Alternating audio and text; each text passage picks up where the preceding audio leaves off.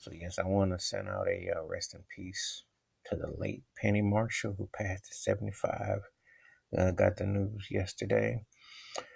Back in the day, Laverne and Shirley was one of the most iconic shows.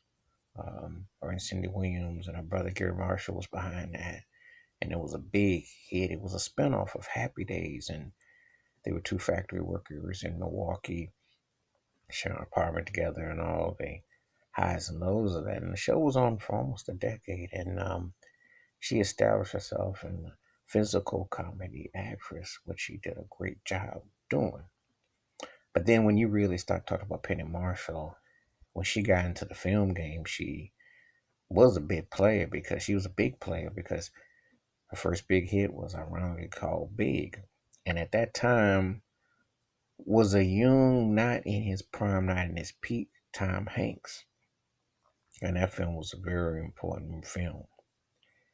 Then you fast forward a few years later, and she did Awakenings with Robin Williams and Rob De Niro, another important film, and it left an impact. And then one of the most important sports films ever, A League of Their Own, starting again. This is when Tom Hanks was Tom Hanks, was peak prime, Madonna, Rosie O'Donnell.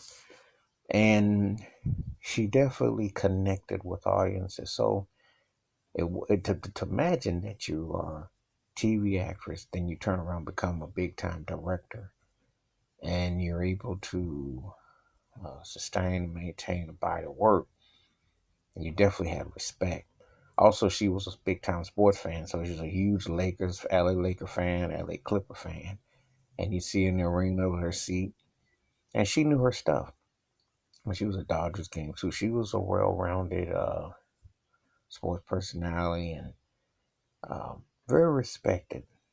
But and just be realistic, very groundbreaking because Hollywood and female directors aren't a lot.